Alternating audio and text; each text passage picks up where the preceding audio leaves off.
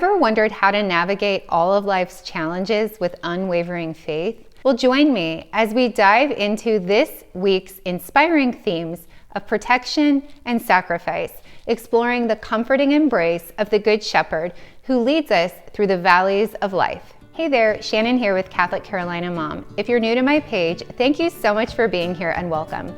I'm a Catholic mom of 5, and I create videos to encourage Catholic moms to know and fully believe that regardless of what you're doing, whether it's decorating your home, raising your kids, or working out, that you can do it fully Catholic and all for God. Okay, so welcome back. Today is the first day of week 3, which means today is Sunday, and we will be reading through another narration today from Susanna Spencer. In this narration, we'll be learning more about the direction that we're going to go this week with the new themes. New themes, you ask? Well, what are they? They are on pages 44 and 45. If you turn to those pages, it looks like this. And you see that the themes for this week are protection and sacrifice. Also, at the bottom of page 45, there is a Bible verse from Psalm chapter 23. And in the book, it says that it's from verse 1, but it's actually from verses 3 and 4. And these verses say, "He leads me in paths of righteousness for his name's sake. Even though I walk through the valley of the shadow of death, I fear no evil, for you are with me. Your rod and your staff, they comfort me." So if we think back to the themes from the past 2 weeks, in week 1, we had the themes of pursuit and rest. And we talked about how the Good Shepherd pursues us and actively seeks us out, and that he wants to provide us with rest, with true rest, that he wants us to lay down with him and to hand over our burdens and allow him to carry them. All of our stresses and anxieties and everything from the world, our sufferings, and just to hand it to him. And that no matter what we do, and that no matter how far we may have strayed, or where a loved one of ours has fallen off of the good path, that Jesus continues to pursue them, and Jesus continues to pursue us, and that he will never, ever stop. In week 2, the themes were nourishment and cleansing, and we talked about how the Good Shepherd wants to nourish and cleanse our souls, that he wants us to say yes to the path that he has chosen for our life, and that he knows are best for our life, and that they are opportunities for him to heal us in the form of connection with his beautiful creation and through relationships with people that he sends into our life. That through feeling our feelings, through experiencing laughter and joy and beauty, and yes, sometimes sadness and grief, that God will wash over our souls and carry our burdens and heal our sufferings. So knowing all of that from the first 2 weeks, we now turn to the themes for week 3. And these are protection and sacrifice. So we can really get a glimpse into the messages that we're going to be hearing throughout this week by reading these verses on page 45. And if we just break it down a little bit, we find that in the first part, it says that he leads me in paths of righteousness. So before moving on, I did want to share the formal definition for the word righteous, which is where righteousness comes from, obviously. And so I looked it up in the dictionary, and it is an adjective that means it is something that is morally right or justifiable, that it is acting in accord with moral or divine law, that it is free from guilt or sin, and is genuine and excellent. A righteous person is one who sincerely strives to do the will of God. So now righteousness is a noun, which means that it's a thing to obtain. And some references compare it to what we used to refer to as holiness. So hopefully having that formal definition, it really helps you a little bit as we move forward this week, as I'm sure we'll be seeing this verse a lot more throughout the week. And I know that when I have a definition, it really helps me to kind of reference back to that as I'm learning more about it. So in week 1, we talked about how the Good Shepherd pursues us. But now this week, we discuss how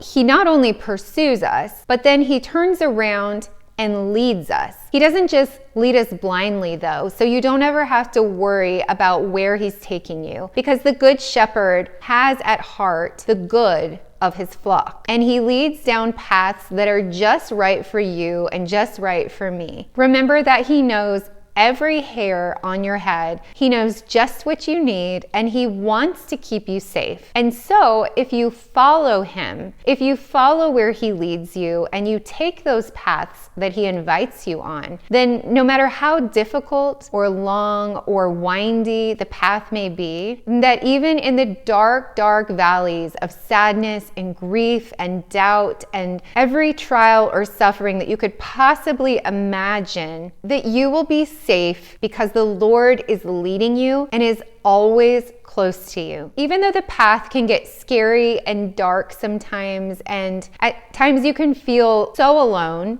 just remember that if you are following the Lord and that you're walking on a path of righteousness with him, that you have nothing to fear. As the verse says, even though I walk through the valley of the shadow of death, I will fear no evil because you are with me. This verse speaks of immense faith, that you can go through the most awful trial, but that you can say, I will not fear it. I may feel the feelings, and you should, but you will not fear it or doubt the Lord's love and goodness, because the Lord is with you, and you have faith in his goodness, in his paths of righteousness, and in his plans for your life. That in the face of danger, you are unafraid because your faith in God removes any threat directed at you. So going back to the two themes for this week, in the context of these verses that we just read, they really make a lot of sense. The idea of the Good Shepherd protecting us as his sheep, and also the theme of sacrifice. We know that Jesus made the biggest sacrifice for our ultimate good. So if you turn to pages 46 and 47, it looks like this. It's the narration from Susanna Spencer, and it's going to set the tone for week 3. So please make sure you have your journal and you have your book if you would like to follow along, and try to find a really comfy place that's away from all distractions. So I've already rambled on quite a bit, and we're just getting started. So I'm going to go ahead and jump right into it. Narration by Susanna Spencer. Imagine King David again, but this time as the young shepherd leading his sheep through a dangerous valley.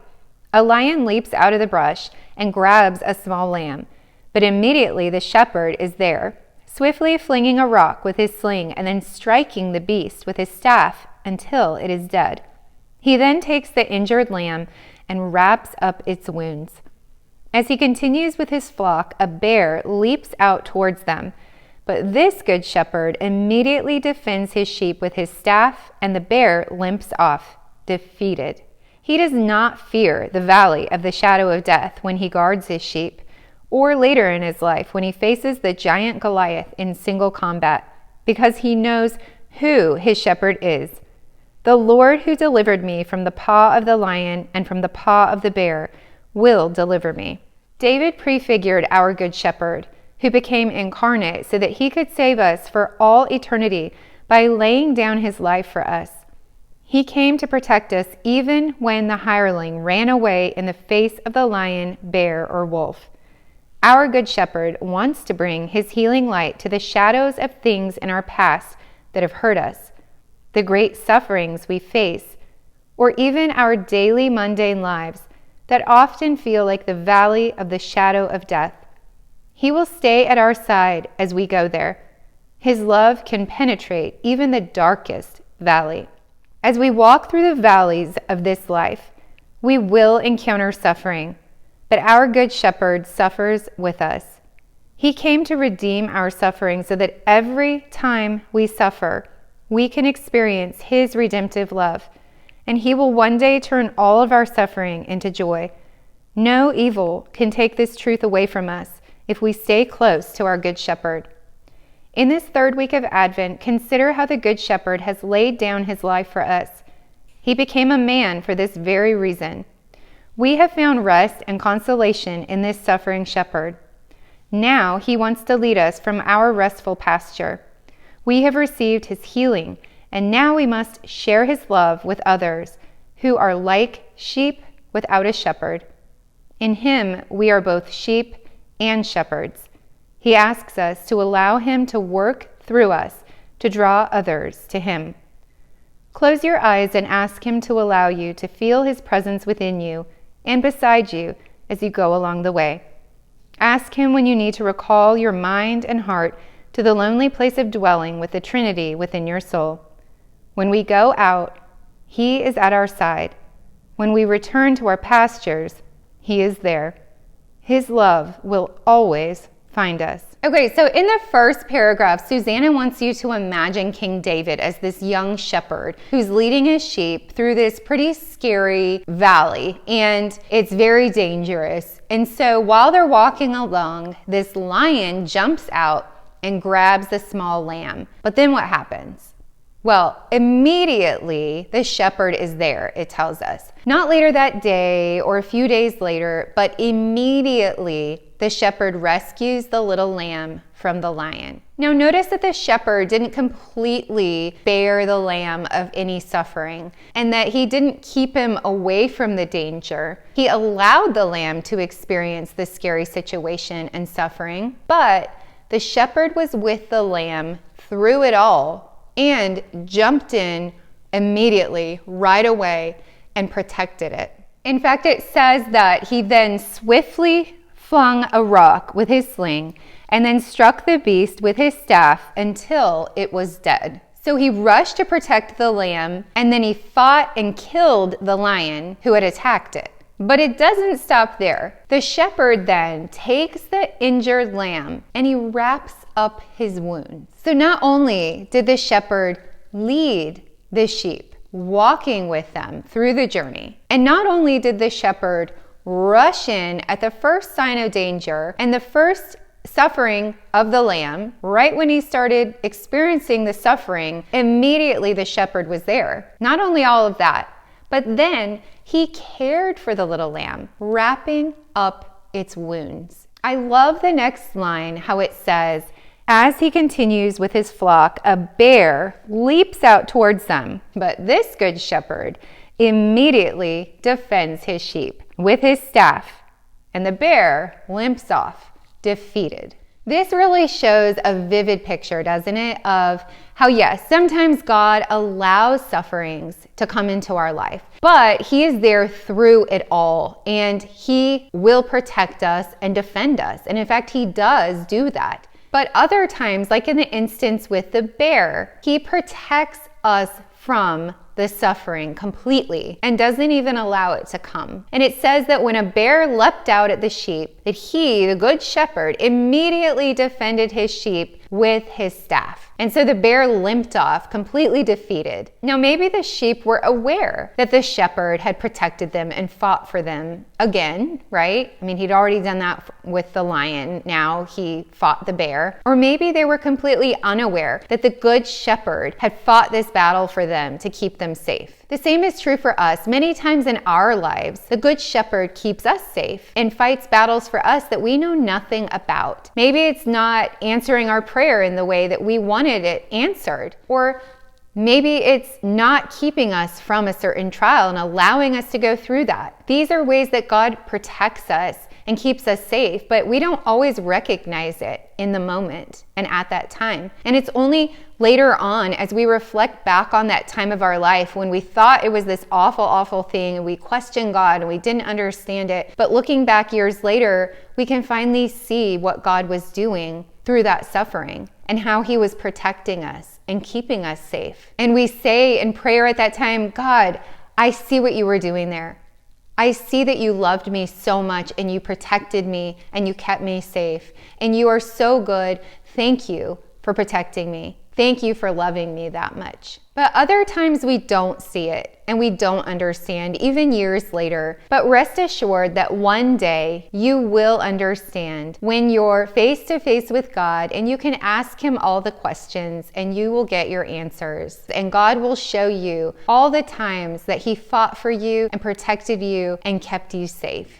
So there are some really powerful words in the third paragraph, which is in this second column at the top, and it says, our good shepherd wants to bring His healing light to three places. Number one, to the shadows of things in our past that have hurt us. Number 2, to the great sufferings that we face currently. Or number 3, or we could say number 3, to even our daily mundane lives that often feel like the valley of the shadow of death. And it goes on to tell us that He will stay at our side as we go there, and that His love can penetrate even the darkest valley. So He wants to heal us, and we know this by His name. He is the Good Shepherd, and He is good all the time. And all the time He is good. I'm sure y'all have heard that before, and it is so true. And He wants to heal us of everything in our past that hurt us, which Susanna refers to as the shadows of things in our past. He also wants to heal any great sufferings that we're currently having right now. So any trial or sadness or disappointment that you're walking through right now, Jesus wants to heal that pain. And He also wants to heal the parts of our monotonous, really boring lives where we have no excitement and we feel like we have absolutely no purpose in this world, where we feel unseen and unheard, and where we often wonder, is this all there is? Well, the Good Shepherd wants to heal you of that too, and to let you know that you are making a difference, and that the fact that you're still here on earth, living and breathing, is a sign that He has a really good plan for your life. And it's so easy as moms, especially as stay-at-home moms, I think, that we feel like it's everyone else that's out there in the world making a difference, and that is really significant and important, and that while we're here at home washing laundry and doing dishes and running errands and making meals, that we're doing not very important work. But the fact is, we have one of the hardest jobs and one of the most important jobs, raising our children in the way that they should go. That's really, really special and important. And so never underestimate its importance and significance. The devil wants nothing more than to destroy mothers. He hates mothers, and he despises families. And so we must not believe his lies, and we must live out our vocation of motherhood even more boldly. And we must trust the Good Shepherd, that he is with us, and that he not only will lead us and protect us, but that where needed, he will heal us as well. Yes, he allows sufferings in our lives, but he will never, ever leave us. And in fact, it says in the last paragraph on page 46 that he suffers with us, which allows us to feel his love, even in the midst of pain and sadness. Similar to Mary Catherine's story we heard last week, where she experienced this joy out in the beauty of God's creation, and she was able to laugh and soak up God's healing, even though she still had this sadness and grief internally from losing her father. But she was able to feel God's love in the water and through laughter, and even from the dolphins jumping out of the water. God was with her, and she felt his love amidst her suffering. And we can do the same if we stay close to the Good Shepherd amidst our sufferings, and if we let him love us. But during these times in our life when we're going through sufferings, it's okay to pray, I don't understand why this is happening, Lord, and I'm so sad, but I know you are good, and I know you lead me on paths of righteousness, and that you love me. And I know that you are here with me, and that you will protect me, and that you want to heal me. So I will trust in you. And back to the narration, in this same paragraph at the bottom of page 46, Susanna talks about the theme of sacrifice when she writes that he came to redeem our suffering, so that every time we suffer, we can experience his redemptive love, and he will one day turn all of our suffering into joy. And that one day where there will be no more suffering, but only joy. And what an amazing day that will be. But we must fight the good fight and stay close to the Good Shepherd so that we can have that experience one day. Now, on the last page, Susanna shares a message of evangelization, that now that we know all of this about the Good Shepherd, we know that he pursues us, and he loves us, and he protects us, and he wants to heal us, and he wants to carry our burdens. And we know that he leads us on paths of righteousness, and that he wants what's best for us. And that because of his ultimate suffering and sacrifice, that we have an eternity of joy waiting for us. Knowing all of this now, we are now called to share this knowledge of the Good Shepherd and share his love with the sheep who have no shepherd, and to allow him to work through us to draw others to him. So she reminds us also here at the very end that when we are in the place of rest that we talked about the past 2 weeks, a place of true rest, not napping on the couch, but true rest of your soul, and a place that's within the lonely place of your heart, that Jesus is there. But that also when you go out to the world to bring Jesus to others, and sometimes when you do this, this can be a little intimidating and a little scary, especially in today's world, but that we know Jesus is walking right beside us and he's always with us there as well. He is within us and he's walking beside us all along the journey. And she finishes with, his love will always find us. It's just so beautiful. And I loved this reading so much. It was just so powerful and so comforting to me. And I hope that it was for you as well. I just love to really reflect on the Good Shepherd who loves me so much and who fights for me and who's always with me, guiding me, even when I'm going through something. I think especially when I'm going through something really tough, to know that I'm never ever alone. And it's just really, really so comforting and amazing to think about. So I hope that you really connected with this message and narration today. And I would love to hear your thoughts. Please share your thoughts below on what you loved about the story today, what you didn't like about this story. And if you haven't already subscribed to my channel, please do so you can receive notifications whenever I release a new video. So today's song of the day is such a perfect fit to